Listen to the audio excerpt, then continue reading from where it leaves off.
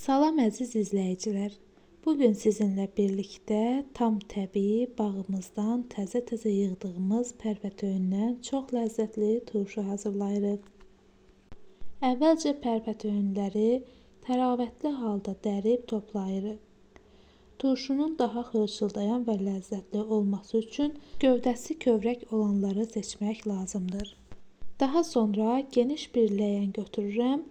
Yığdığım pərpətöyünləri qabın içinə töküb, bol su ilə yaxşıca yuyuram ki, torpağından tam təmizlənsin.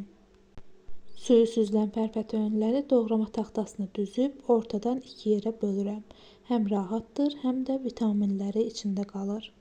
Çox xırda doğramağa ehtiyac yoxdur. Elə bıçaqla ortadan iki yerə bölmək tam kifayətdir. Pərpətöyünləri doğradıqdan sonra təmiz yuyulmuş bankalara yığmağa başlayırıq.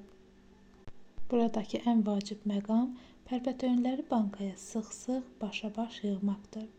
Beləcə daha çox pərpətöyün sığacaq və tutmamız daha yaxşı olacaq.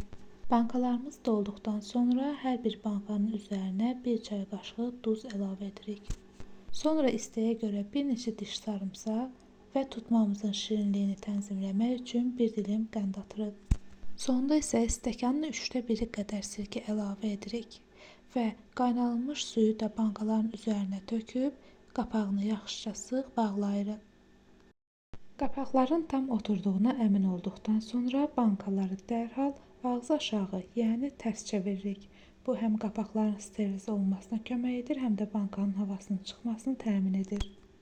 Daha sonra çevirdiyimiz bankaları isti bir ədyalın üzərinə düzürük. Onları tamamilə isti ədyala büküb bu şəkildə soymağa buraxırıq. Bu proses bankaların daha yaxşı və bərabər soymasını təmin edərək tutmamızın daha uzun müddət qalmasına və xarab olmamasına kömək edir.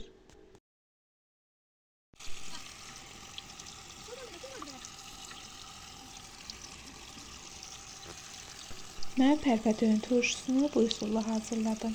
Hazırlayan hər kəsə nuş olsun.